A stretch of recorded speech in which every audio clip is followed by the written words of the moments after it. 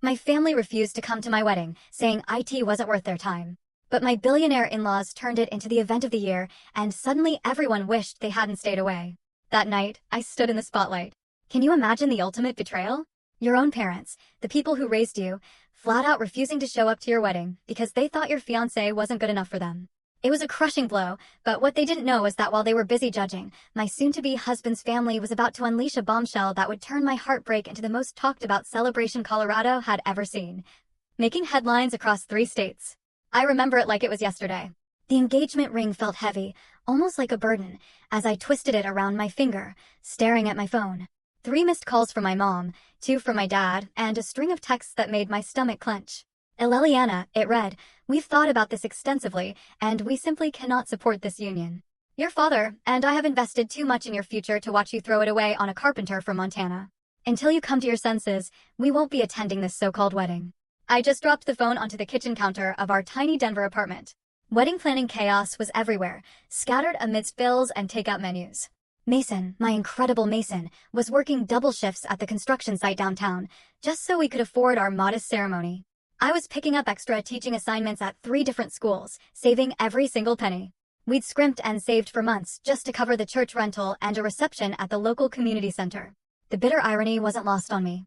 My parents, Dr. Patricia Jones and attorney Richard Jones, had always preached about character over wealth. Yet here they were, refusing to even meet the man I loved, all because he didn't have a college degree or a trust fund. Just as I was trying to silently wipe away tears, Mason walked through the door. His work boots, usually so heavy on our creaky hardwood floors, sounded even louder, covered in sawdust and concrete dust. But to me, he was the most beautiful thing I'd ever seen. His dark hair was sticking up in all directions, and those piercing green eyes immediately found mine, filled with instant concern. "What's wrong, Ella?" he asked, his voice soft. I couldn't even speak. I just handed him my phone. He read the messages in silence, his jaw tightening with each line. When he finished, he gently set the phone down and pulled me into his arms.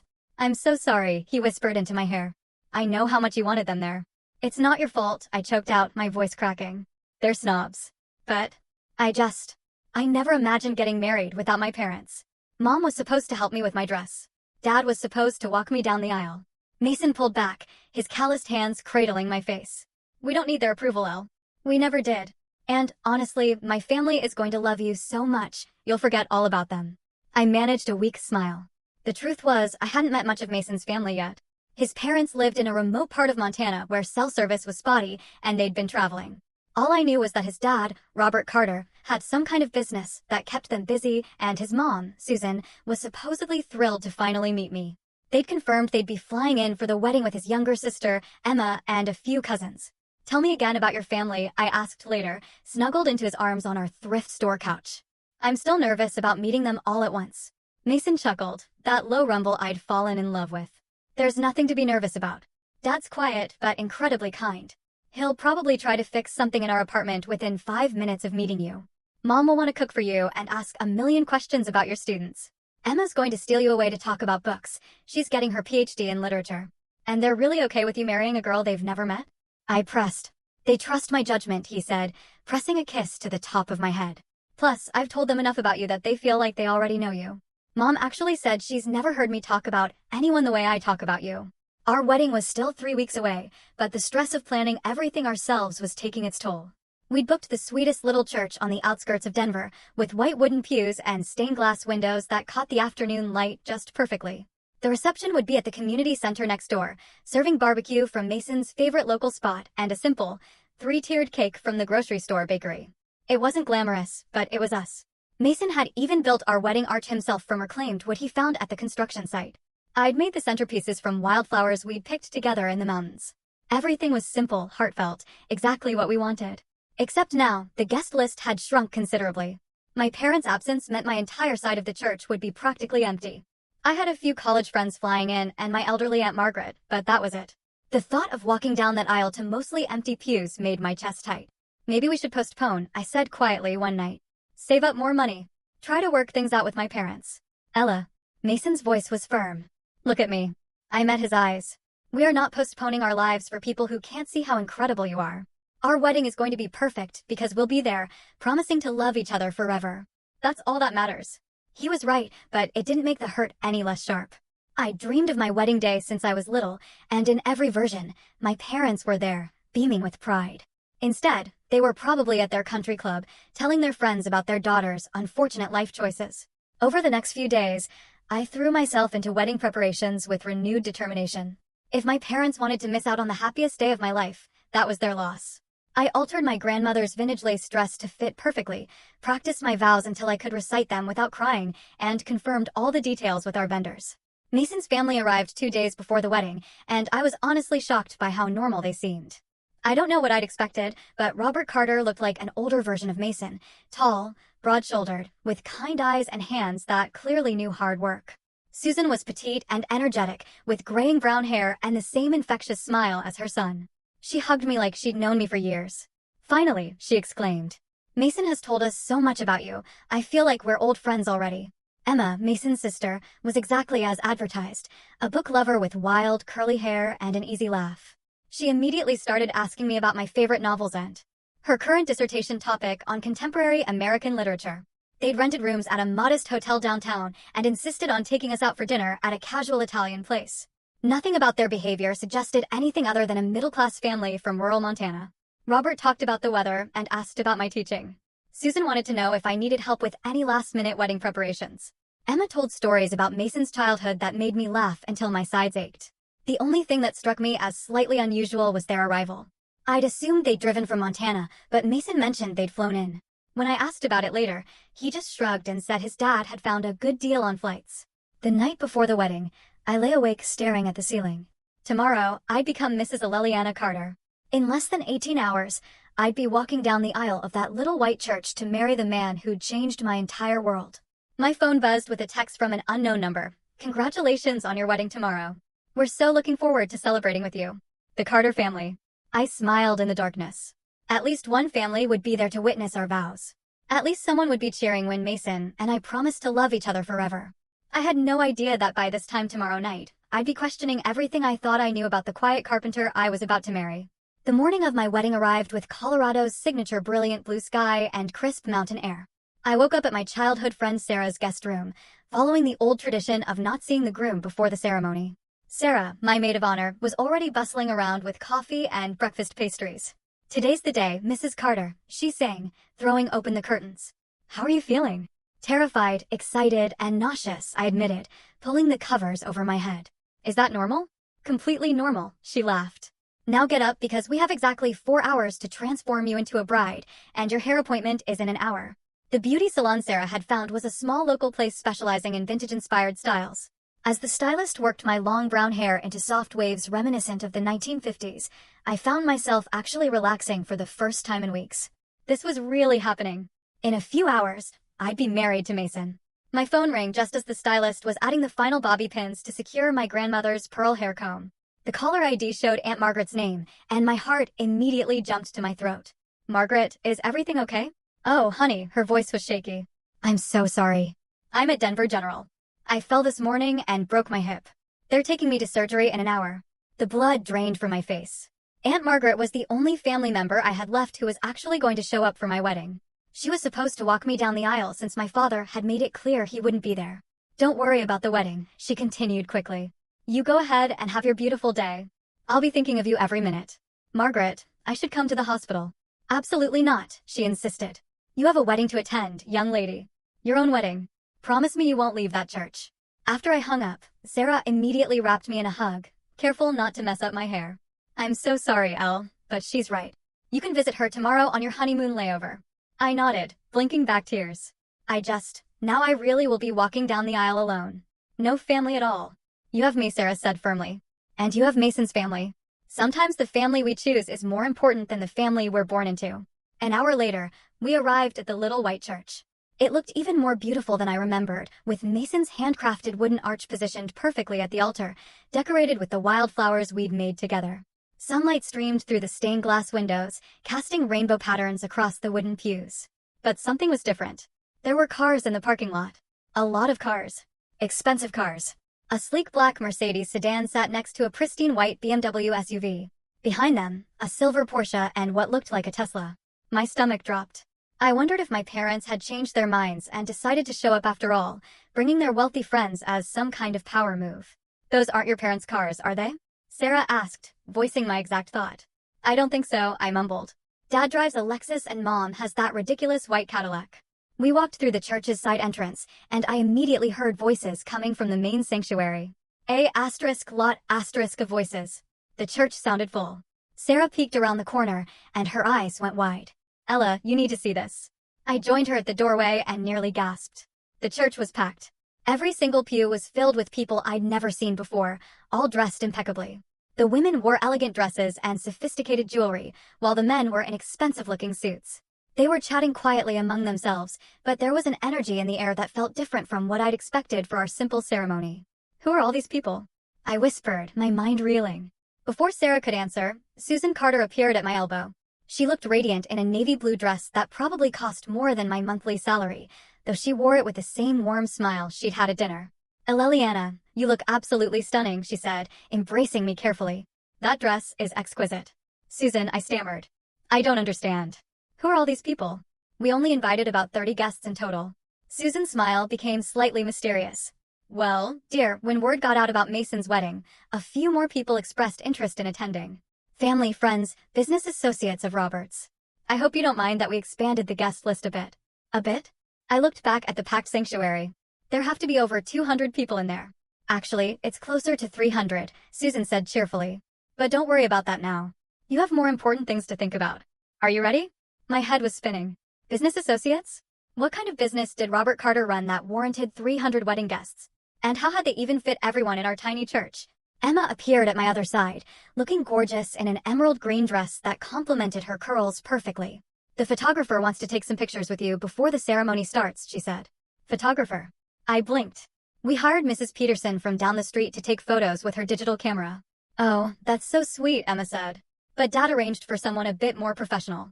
She led me to a small room off the main sanctuary where a man in an expensive suit was adjusting professional lighting equipment that definitely hadn't been there when we'd done our rehearsal yesterday.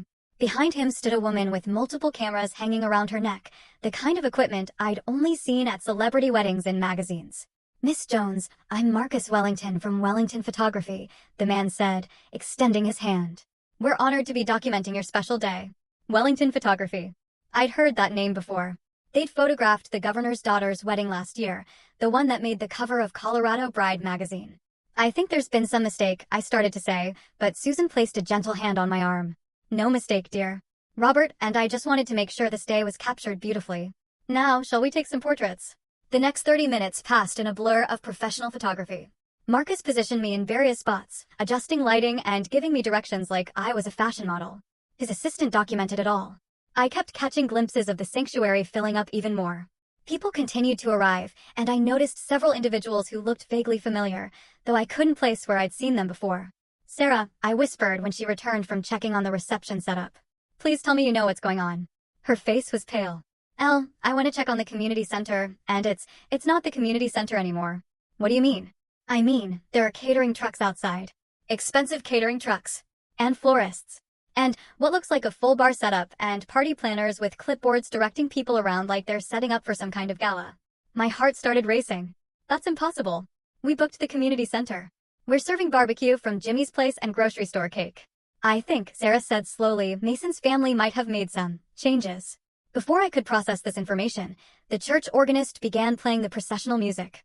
It wasn't the simple hymn we'd chosen, but something that sounded like it belonged in a cathedral, rich, complex, played on what sounded like a much more expensive organ than the little electronic one the church normally used. It's time, Susan said, appearing beside me with a bouquet that definitely wasn't the modest arrangement of daisies and baby's breath I'd ordered. This bouquet was a stunning cascade of white roses, peonies, and orchids that probably cost more than our entire original wedding budget. Susan, I said, my voice barely a whisper. I don't understand what's happening. She took my hands in hers, and for the first time, I noticed the massive diamond ring on her finger. Not the simple gold band she'd been wearing at dinner, but a rock the size of a grape that caught the light and threw it back in brilliant flashes. Sweetheart, she said gently. There are some things about our family that Mason wanted to tell you himself. But what's important right now is that you're about to marry the man you love, and he's waiting for you at that altar with the biggest smile I've ever seen. The music swelled, and I could hear the congregation rising to their feet. 300 strangers were waiting to watch me walk down the aisle to marry a carpenter from Montana, who apparently had secrets I'd never imagined. Sarah squeezed my hand. "Whatever's happening, Elle, Mason loves you. That part hasn't changed." I took a deep breath, clutched the mysterious orchid bouquet, and prepared to walk toward the biggest surprise of my life. The sanctuary doors opened, and I stepped into what felt like a completely different universe. The little white church I'd fallen in love with had been transformed into something out of a fairy tale. White silk draped every surface. Thousands of white roses and baby's breath created stunning arrangements at the end of each pew, and professional lighting cast everything in a warm, golden glow. But it was the sea of faces that truly took my breath away. Every single person in that packed church turned to look at me, and I recognized exactly none of them. These weren't the casual friends and extended family I'd expected to see at Mason's wedding. These were people who belonged at galas and charity auctions. The women wore designer dresses and jewelry that caught the light like tiny stars, while the men looked like they'd stepped off the pages of Forbes magazine. And there, at the front of the church, stood Mason. Even from the back of the aisle, I could see his face light up when he saw me. He was wearing a tuxedo I'd never seen before, not the simple black suit we'd rented from the formal shop downtown, but something that looked custom-tailored and probably cost more than my car. His best man, who I'd expected to be his college roommate Jake, was instead a man in his 40s wearing what looked like a Rolex. But Mason's smile was the same. That bright, genuine expression that had made me fall in love with him in the first place. Whatever was happening here, that smile reminded me that at the center of all this confusion was the man I was about to marry. I began walking down the aisle, my grandmother's vintage dress suddenly feeling wildly understated among all the elegance surrounding me. As I passed the pews, I caught snippets of whispered conversations that made my head spin. "She's lovely. Robert must be so pleased. I heard she's a teacher. How refreshing. The Carter family always knows how to throw an event." Carter family events? What did that even mean? Halfway down the aisle, I spotted a face that made me stop breathing for a moment. Governor Patricia Hendricks was sitting in the third row, smiling at me warmly. The actual governor of Colorado was at my wedding. Next door sat a man I recognized as the mayor of Denver, and behind them was a woman I was pretty sure I'd seen on the cover of Colorado Business Weekly. My legs felt wobbly as I continued walking, but Mason's eyes never left mine. When I finally reached the altar, he stepped forward and took my hand, his familiar touch grounding me in the midst of all the surreal luxury. "You look incredible," he whispered, and for a moment, everything else faded away. The officiant began the ceremony, and I tried to focus on the words, on the vows we'd written together, on the promises we were making. But my mind kept wandering to the impossible guest list surrounding us. How did a carpenter from Montana know the governor of Colorado? When it came time for our vows, Mason's voice was steady and clear.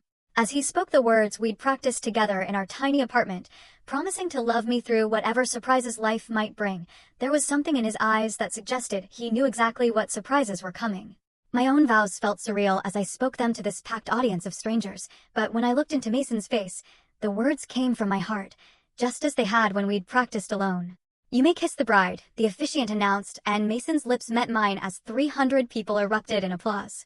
The photographers' cameras flashed continuously, and I realized this moment was being documented like a state event. As we walked back down the aisle together, now husband and wife, I caught sight of something that made my heart stop. In the very back pew, looking uncomfortable, but definitely present, sat my parents. My father, Dr. Richard Jones, was wearing his best suit and looking like he'd rather be anywhere else. My mother, Dr. Patricia Jones, had her phone out and was taking pictures, tears streaming down her cheeks. They had come somehow. Despite everything they'd said, they were here. "Mason," I whispered as we reached the back of the church. "My parents are here." He followed my gaze, and his expression shifted to something I couldn't quite read. "I know," he said quietly. "I'll explain everything at the reception." Before I could ask what he meant, we were swept outside by the photographer for more pictures. The parking lot had somehow been transformed as well. A red carpet led from the church steps to a line of luxury cars that definitely hadn't been there when I'd arrived. Rose petals covered the ground, and more professional photographers captured every moment. "Mrs. Carter," Marcus the photographer called out. "We'd like to get some shots by the Bentley." I looked around, confused, until I realized he was talking to me. Mrs. Carter, that was my name now. And apparently, there was a Bentley involved in our wedding photos. The car was a pristine white Bentley Continental, decorated with white ribbons and more of those expensive roses. Mason helped me pose next to it, his hand warm on the small of my back, but I could feel the tension in his shoulders. "Whose car is this?" I whispered. "It's yours now," he said simply. "Wedding gift from my parents." A Bentley? His parents had given us a Bentley as a wedding gift? Carpenter's parents did not give Bentleys as wedding gifts. After what felt like hundreds more photos, we were ushered into the back seat of the luxury car by a man in a chauffeur's uniform who addressed Mason as Mr. Carter, with a level of formality that suggested this wasn't their first meeting. As we drove the short distance to what should have been the community center, I stared out the window in shock. The parking lot was filled with more luxury vehicles, and professional valets were helping guests out of their cars. A red carpet led to an entrance that had been completely transformed with what looked like thousands of dollars worth of flowers and lighting. "Mason," I said, my voice barely above a whisper. "What is happening?" He took my hands in his, and I could see the conflict in his face. "There's something I should have told you a long time ago. Something I wanted to tell you, but I wasn't sure how." "What kind of something?" He took a deep breath. "My family, we're not exactly who you think we are."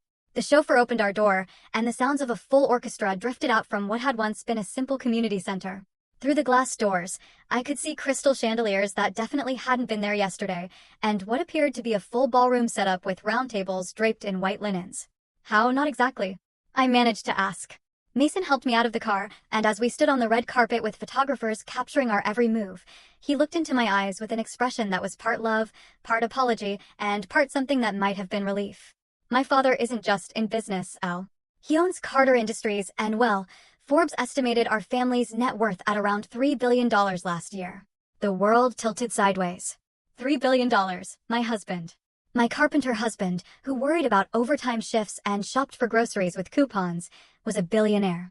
"That's impossible," I whispered. "I know it sounds crazy," he said. "I wanted to tell you so many times, but I loved that you fell in love with me, not my bank account. I loved that you didn't care about money or status or any of that. You just loved me." Before I could respond, the doors to the reception venue opened, and a wave of classical music washed over us. Inside, I could see our 300 wedding guests mingling in what had been transformed into the most elegant event space I'd ever witnessed. And standing at the entrance, beaming with pride, were Robert and Susan Carter, apparently two of the wealthiest people in America, waiting to welcome their new daughter-in-law to a world I never knew existed. Walking into that reception felt like stepping through a portal into another dimension. The community center I'd visited just days ago had been completely gutted and rebuilt into something that belonged in a luxury hotel. Crystal chandeliers hung from a ceiling that had somehow been raised and draped in flowing white silk. The concrete floors were now covered in gleaming hardwood, and floor-to-ceiling windows had been installed where blank walls used to be, offering stunning views of the Rocky Mountains. Round tables for 10 were positioned throughout the space, each one covered in ivory linens and topped with towering centerpieces of white orchids, roses, and peonies. The silverware looked like actual silver, and the wine glasses were crystal that caught the light like diamonds. A full orchestra was set up on a stage that definitely hadn't existed yesterday, playing classical music that made our original playlist of country songs seem laughably inadequate. But what truly made my knees weak was the sheer scale of it all. This wasn't a reception for 50 people eating barbecue off paper plates. This was a black-tie gala for 300 guests who were now applauding as Mason and I entered. Professional servers in crisp uniforms circulated with champagne that probably cost more per bottle than I made in a week. Mrs. Carter, a woman in an elegant black dress, approached us with a clipboard. "I'm Jennifer Walsh, your event coordinator. Everything is proceeding perfectly on schedule. The cocktail hour will continue for another 30 minutes, then we'll transition to dinner. The menu has been tailored to your preferences, as discussed." I stared at her blankly. I never discussed any menu with anyone. Jennifer's smile didn't falter. "Of course, the preferences your mother-in-law shared with us. She mentioned you love Mediterranean cuisine and have a weakness for chocolate desserts." Mason's hand tightened on mine. "Thank you, Jennifer. Everything looks incredible." As Jennifer walked away, I turned to Mason with what I'm sure was a wild look in my eyes.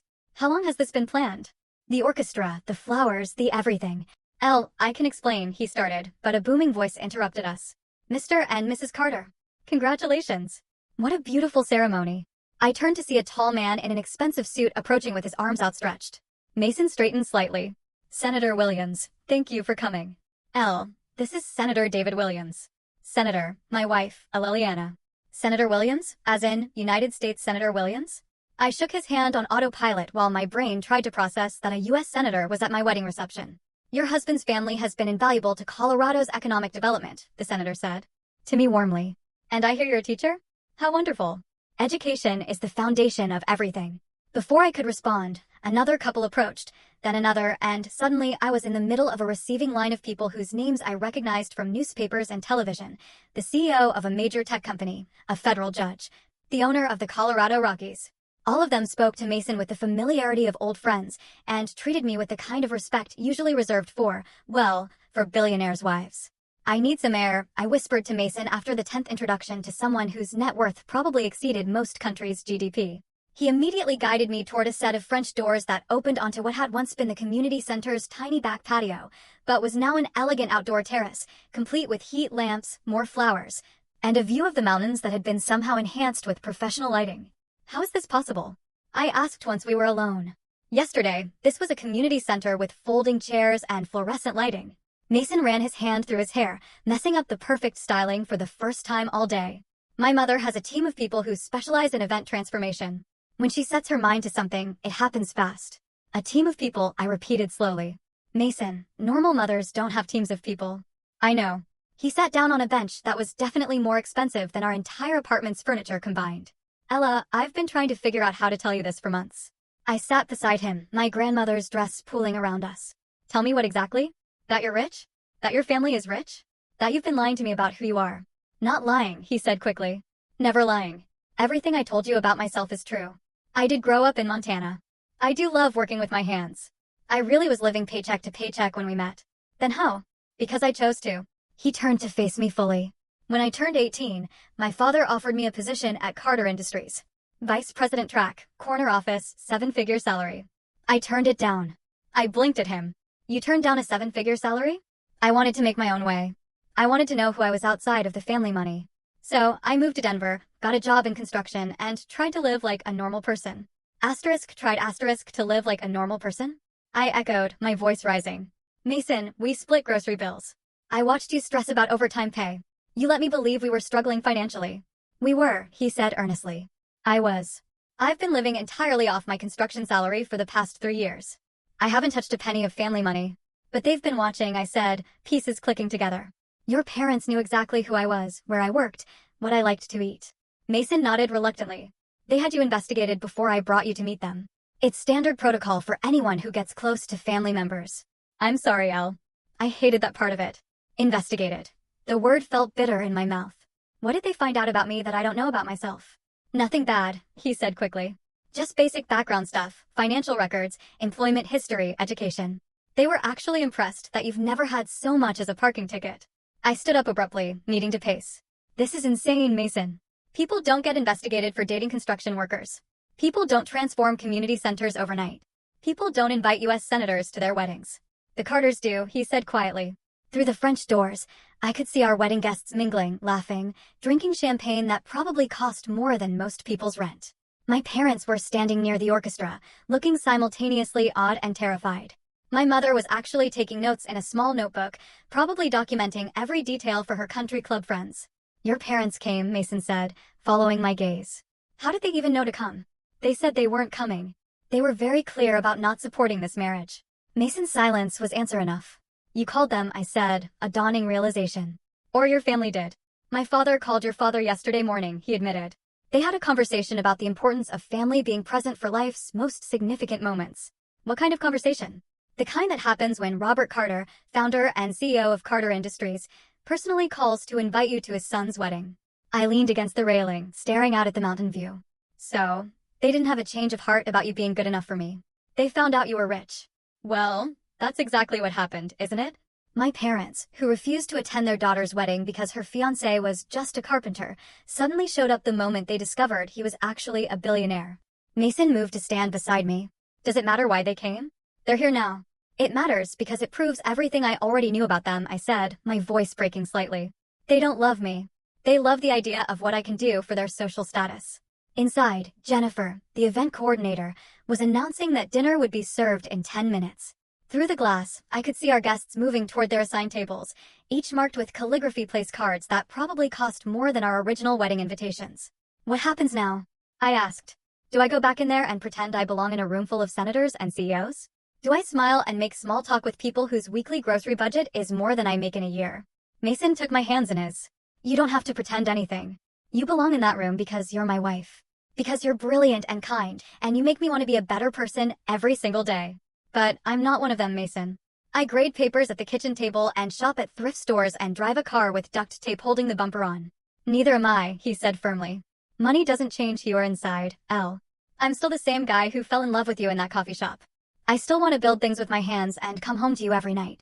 The orchestra began playing what sounded like a dinner chime, and I could see guests taking their seats at tables that probably cost more to set than most people's wedding budgets. I looked at my husband, my billionaire husband, and realized that everything I thought I knew about my life had just changed forever. Taking a deep breath, I walked back into the reception with Mason's hand in mine. If I was going to be Mrs. Carter now, I might as well see what that actually meant. The dinner was already underway, and we were escorted to a head table that faced the entire room. I found myself seated between Mason and his father, Robert, with a perfect view of all 300 guests. The meal was unlike anything I'd ever experienced. Each course was a work of art, presented by servers who moved with choreographed precision. The appetizer alone, some kind of seared scallop with truffle oil and microgreens, probably cost more than most people's entire dinner out. Wine flowed freely, and I noticed that every bottle being served had labels I couldn't pronounce and vintage dates that suggested they'd been aging longer than I'd been alive. "So, Liliana," Robert Carter said beside me, his voice carrying the quiet confidence of someone accustomed to being listened to.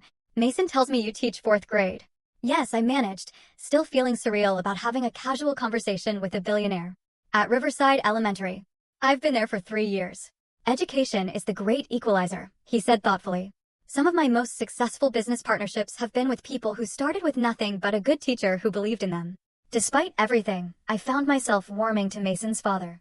Unlike my own parents, who viewed teaching as something I did until I found a real career, Robert spoke about education with genuine respect. "Mason also mentioned you're working on your master's degree," Susan added from across the table. "Educational leadership, isn't it?" I nodded, surprised they knew so much about my academic plans. "I'm hoping to become a principal someday. I want to make schools better for kids who don't have advantages at home." "That's exactly the kind of thinking we need more of," Robert said. "In fact, Carter Industries has an education foundation that might interest you. We fund innovative programs in underserved schools." Before I could respond, the orchestra shifted to a softer melody, and Jennifer appeared beside our table. "Mr. and Mrs. Carter, it's time for your first dance." My stomach dropped. In all the chaos of discovering Mason's true identity, I'd completely forgotten about the traditional wedding reception events. Our first dance was supposed to be To Make You Feel My Love played from someone's iPhone playlist. Instead, I was being guided onto a proper dance floor while a full orchestra prepared to provide the soundtrack to what felt like the most watched moment of my life. It was an instrumental version of the song we'd chosen. Somehow, they'd known. As we swayed together under the crystal chandeliers, with 300 pairs of eyes watching our every move, I finally felt a moment of peace. "I'm still me," Mason whispered in my ear as we danced. "And you're still you. That's all that matters." "Is it though?" I whispered back. "Because I'm pretty sure me doesn't know how to be married to a billionaire." "Good thing I don't know how to be a billionaire husband either," he said with a smile. "We'll figure it out together." When the song ended, applause filled the room, and I realized that dozens of phones had been capturing our dance. Tomorrow, photos of our wedding would probably be all over social media and society pages I'd never heard of. As other couples joined us on the dance floor, I spotted my parents approaching from across the room. My mother was practically glowing with excitement, while my father looked like he was still processing everything he'd witnessed. "Liliana, sweetheart," my mother gushed as they reached us. "This is absolutely incredible. The flowers alone must have cost more than most people's entire weddings." There it was. Not, "I'm sorry we almost missed your special day," or "we're proud of you." Just an immediate focus on the money. "Mom, Dad," I said carefully, "I'm glad you decided to come." My father cleared his throat awkwardly.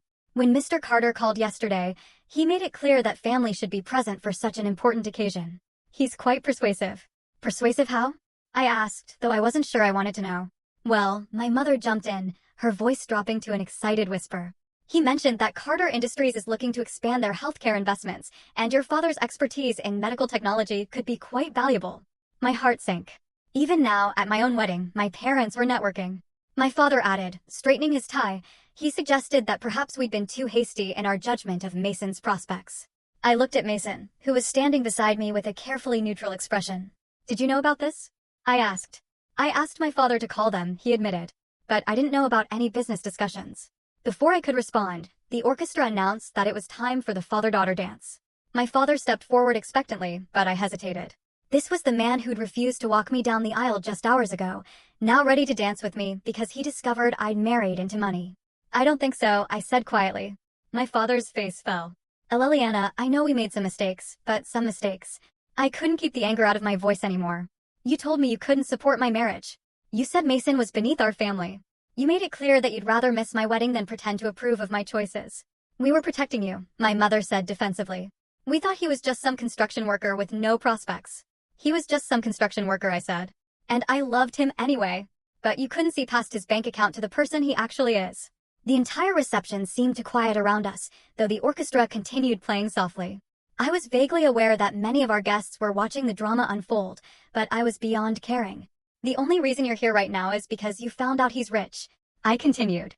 If he really was just a carpenter, you'd be at home right now, telling your friends about your daughter's unfortunate life choices. That's not fair, my father said, but his voice lacked conviction. Isn't it? I looked around the opulent reception, at the hundreds of guests who belonged to a world I'd never known existed. Tell me honestly, Dad, if this was the same community center reception we originally planned, if Mason really was just making construction wages, would you be here? The silence that followed was answer enough. Robert Carter appeared beside us, his presence immediately commanding attention. Dr. Jones, Mrs. Jones, he said politely. Perhaps we could continue this conversation at a more appropriate time. This is, after all, a celebration. My parents nodded quickly, clearly intimidated by Mason's father's quiet authority. They melted back into the crowd, leaving me standing in the middle of the dance floor, feeling like I just had my heart broken all over again. I'm sorry, Mason said softly. I thought if they came, if they saw how much I love you, they didn't come for love, I said, watching my parents across the room as they introduced themselves to other wealthy guests. They came for networking opportunities. Emma Carter appeared at my elbow, elegant and warm. Want to get some fresh air? There's something I think you should see. She led me back outside to the terrace, where the mountain view was now illuminated by professional lighting that made the peaks look magical against the night sky. On a small table sat a laptop computer, its screen glowing softly. What's this? I asked. Social media, Emma said with a grin. Your wedding is trending. I stared at the screen in shock. Hashtag Mason Carter Wedding was indeed trending on multiple platforms, with hundreds of posts from guests sharing photos and videos of the ceremony and reception. But what surprised me wasn't the social media attention. It was the comments. Most beautiful bride ever, relationship goals. This is what true love looks like. She seems so down to earth and sweet. Lucky girl, but he's lucky too. Look how happy they are together. Real love story. You can see it in their eyes. Emma, I said slowly. These people don't even know me. No, she said with a smile. But they can see what we all see. That you and Mason are perfect for each other. Money or no money. As I scrolled through hundreds of positive comments from strangers who had watched our story unfold online, I realized something important. My parents' approval had never really mattered. What mattered was the life Mason and I were going to build together, and the family that had welcomed me with open arms from the very beginning. The orchestra began playing again, and, through the French doors, I could see Mason searching the crowd for me, his face lighting up when he spotted me on the terrace. For the first time since walking into that transformed church, I felt ready to embrace whatever came next. Walking back into the reception, I felt different, lighter somehow, as if confronting my parents had lifted a weight I didn't realize I'd been carrying. Mason immediately appeared at my side, his relief visible when he saw my face. How are you feeling? He asked softly. Like I'm exactly where I'm supposed to be, I said, and meant it. The evening continued to unfold like something out of a dream. The cake-cutting ceremony involved a 4-tiered masterpiece that looked like it belonged in a museum rather than being eaten.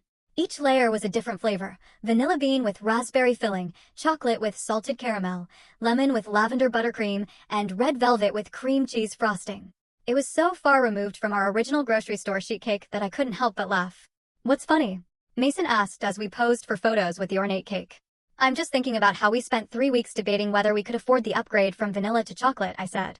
And now we have 4 different flavors, each probably costing more than our entire original budget. Do you miss it? He asked quietly. The simple version we planned? I considered this as the photographer directed us to cut the first slice. I miss the innocence of it, I admitted. But I don't miss feeling like we had to choose between things we wanted because of money. As the evening progressed, I found myself in conversations that would have terrified me just hours earlier. Senator Williams' wife, Margaret, turned out to be a former teacher who was passionate about education reform.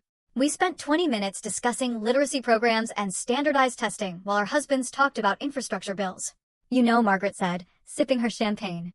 The Carter Education Foundation is always looking for passionate educators to help guide their programs.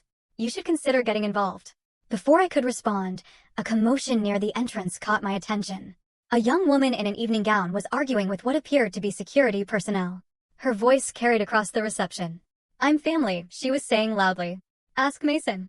He'll tell you I'm supposed to be here. Mason's expression darkened immediately. "Excuse me," he said to the group we'd been talking with, and headed toward the disturbance. I followed, curious and concerned. The woman was probably in her mid-20s, with platinum blonde hair and the kind of confidence that comes from never being told no. She was beautiful in an expensive, high-maintenance way that made me suddenly conscious of my grandmother's vintage dress. "Clarissa," Mason said as we approached, his voice carefully controlled. "What are you doing here?" "Congratulating you, of course," she said with a bright smile that didn't quite reach her eyes. "Though, I have to say, I'm surprised you didn't invite me personally." I looked between them, sensing an undercurrent I didn't understand. "Mason, who is this?" "Clarissa Worthington," the woman said, extending a perfectly manicured hand. "And you must be the lucky bride." "I'm an old friend of Mason's." "A very old friend." The way she emphasized very made my stomach tighten. But before I could respond, Robert Carter appeared beside us with a kind of expression that suggested this conversation was about to end quickly. "Miss Worthington," he said coolly. "I don't believe you were on our guest list." "Oh, come now, Mr. Carter," Clarissa said with a laugh that sounded like breaking glass. "Surely there's room for one more guest at such a lavish affair." "Security will escort you out," Robert said simply, then turned to Mason and me. "I apologize for the ex-girlfriend," he said briefly. "From before I moved to Denver. It's been over for years." Something in his tone suggested there was more to the story, but before I could ask, the orchestra began playing the last dance of the evening. Mason took my hand and led me onto the dance floor one final time as our guests gathered around us. "Any regrets?" he asked as the chandeliers cast everything in a warm glow. The mountain views through the windows were breathtaking, and we were surrounded by people who had traveled from across the country to celebrate with us. My parents stood at the edge of the crowd, looking somewhat lost, but trying to fit in. Emma was dancing with someone who might have been a tech billionaire, laughing at something he'd said.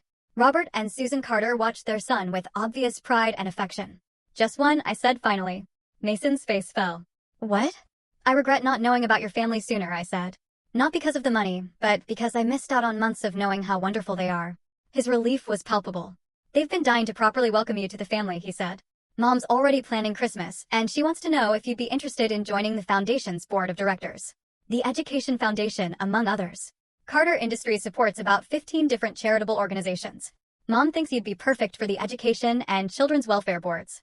The idea of having the resources to actually make a difference in children's lives was both thrilling and overwhelming. "Mason, I don't know anything about running a foundation." "You know about teaching kids and making their lives better," he said. "That's more important than knowing how to read financial reports." As the song ended, Robert Carter stepped onto the stage and took the microphone from the orchestra conductor. "Ladies and gentlemen," his voice carried easily across the room. "Thank you all for being here tonight to celebrate Mason and Aleliana's wedding. As many of you know, family is everything to Susan and me. Tonight, we're not just celebrating a marriage, we're welcoming a remarkable young woman into our family." He looked directly at me, and I felt tears starting to form. "Aleliana, you've made our son happier than we've ever seen him. Your dedication to education, your kindness, and your genuine heart represent everything we value most. We're honored to call you our daughter." The applause was thunderous, and I realized that this feeling of being truly accepted and valued for who I was what I'd been missing from my relationship with my own parents my entire life. Later, as the evening wound down and guests began to leave, I found myself saying goodbye to people whose names I would never have imagined knowing. The governor hugged me and invited Mason and me to dinner at the state capitol. The tech CEO handed me his card and said his company was always looking for innovative education consultants. 3 different foundation directors asked if I'd be interested in joining their boards. My parents approached as we were preparing to leave for our honeymoon suite at the Four Seasons downtown. "Aleliana," my mother said hesitantly, "we want you to know that we're proud of you." "Are you?" I asked, my voice steady. "Or are you proud of who I married?" My father stepped forward. "We made mistakes today, big ones. We let our prejudices cloud our judgment about Mason. And more importantly, we failed to support you when you needed us most." "You did," I agreed. "Can you forgive us?" my mother asked, tears in her eyes. I looked at these people who had raised me but never really seen me, who had come to my wedding for all the wrong reasons, but were at least trying to admit their mistakes. "I can forgive you," I said finally. "But things are going to be different between us from now on." "Different how?" my father asked. "You're going to have to earn back my trust," I said. "And you're going to have to accept that my life is my own, regardless of how much money my husband has." They nodded, looking chastened, and I realized that this was probably the first real conversation we'd ever had as adults. Mason and I finally left the reception at nearly midnight, climbing into the white Bentley that was apparently now ours. As we drove through the quiet Denver streets toward the hotel, I reflected on the most surreal day of my life. "So," I said, leaning against Mason's shoulder, "what happens now? Do I have to learn how to be rich? You have to learn how to be happy, he said, kissing the top of my head. Everything else is just details. Looking out at the city lights, I realized that for the first time in my life, I felt like I truly belonged somewhere. Not because of money or status, but because I'd found a family that valued me for exactly who I was. Tomorrow, I'd wake up as Mrs. Leliana Carter, wife of a billionaire, potential board member of multiple foundations, and daughter-in-law to two of the most powerful people in Colorado. But tonight, I was just a woman who had married the love of her life, surrounded by people who genuinely cared about her happiness. And that felt like the greatest fortune of all. 6 months later, I stood in the boardroom of Carter Industries, looking out at the Denver skyline through floor-to-ceiling windows that offered a view I never could have imagined having access to. The quarterly Education Foundation meeting had just concluded, and I was reviewing the proposals we'd approved for funding: 12 new literacy programs across Colorado, 3 STEM initiatives for underserved schools, and a teacher training program that would impact over 500 educators. Mrs. Carter, Jennifer Walsh, the same woman who had coordinated our wedding, now served as the Foundation's program director. The scholarship recipients are here for the award ceremony. I smoothed my navy blue designer dress, though I still felt strange about the price tags, and headed toward the conference room where 20 high school seniors waited with their families. These students would receive full college scholarships funded by the Carter Education Foundation, and seeing their faces when we announced their awards never got old. "Good afternoon, everyone," I said as I entered the room. "Congratulations to all of our scholarship recipients. Your hard work and dedication have brought you here today." As I handed out the scholarship certificates, I reflected on how much my life had changed since that surreal wedding day. The transition hadn't been seamless. Learning to navigate charity galas, board meetings, and the social expectations that came with being a Carter had required more adjustment than I'd anticipated. But the work itself, being able to make a real difference in children's education with resources I'd never dreamed of having, made every awkward moment worthwhile. One of the scholarship recipients, a young girl named Maria Gonzalez from East Denver, reminded me so much of my former students that I lingered to talk with her after the ceremony. "Mrs. Carter," she said shyly, "I wanted to thank you personally. This scholarship means I can become a teacher like I've always dreamed." "What grade do you want to teach?" I asked. "Elementary. I want to work with kids who don't have much support at home, like I did. I want to be the teacher who believes in them." I felt tears pricking my eyes. "That's exactly why we do this, Maria. Teachers like you can change the world, one student at a time." After the ceremony, I drove home to the house that still sometimes felt like I was living in someone else's life. Mason and I had moved out of our tiny Denver apartment into a sprawling estate in Cherry Hills Village, complete with mountain views, a home office for my foundation work, and a workshop where Mason could pursue his carpentry projects. He'd officially joined Carter Industries 6 months ago, but insisted on maintaining his hands-on approach to construction projects. I found him in the kitchen, still wearing his work clothes and covered in sawdust, preparing dinner with the kind of focus he brought to everything he did. "How was the scholarship ceremony?" he asked, wrapping me in a hug despite being dusty. "Perfect. We have 20 kids who are going to college who might not have had the chance otherwise." I pulled back to look at him. "How was your day? Still enjoying the corporate world?" Mason laughed. "I spent the morning in board meetings discussing sustainable building materials, and the afternoon actually installing solar panels on a low-income housing project. It's the best of both worlds." As we cooked together, my phone buzzed with a text message. The contact name made me pause. "Mom. The strangest thing happened today," the message read. "I met a woman at the country club whose daughter received one of your foundation scholarships. She couldn't stop talking about how much the program meant to their family. I wanted you to know that your father and I are proud of the work you're doing." I showed the message to Mason, who read it with raised eyebrows. "That's progress," he said carefully. "It is," I agreed. "Slow progress, but progress." My relationship with my parents had indeed been slowly rebuilding over the past 6 months. They'd made genuine efforts to get to know Mason for who he was, rather than what he represented financially. My father had even started volunteering at a clinic in the classrooms he'd learned about through Carter Industries' healthcare initiatives. "Speaking of your parents," Mason said, "they're coming to dinner on Sunday, remember?" Along with my parents, Emma, and probably half the Colorado political establishment, I said with a laugh. Sunday dinners at the Carter house had become quite the affair. It was true. What had started as simple family dinners had evolved into weekly gatherings that somehow always included interesting guests. Last week, we had dinner with the mayor of Denver and a Nobel Prize-winning physicist who was consulting on one of Robert's renewable energy projects. The week before, it was a group of teachers from one of our foundation schools and a former Secretary of Education. My phone rang, interrupting my thoughts. The caller ID showed Emma's name. Leliana. Emma's voice was excited. "Have you seen the news?" "What news?" "Check Channel 7. They're doing a feature on the Carter Education Foundation's impact, and you're the main interview." I grabbed the remote and turned on the television, finding the local news station. Sure enough, there was footage from today's scholarship ceremony, followed by an interview I'd given last week about the Foundation's programs.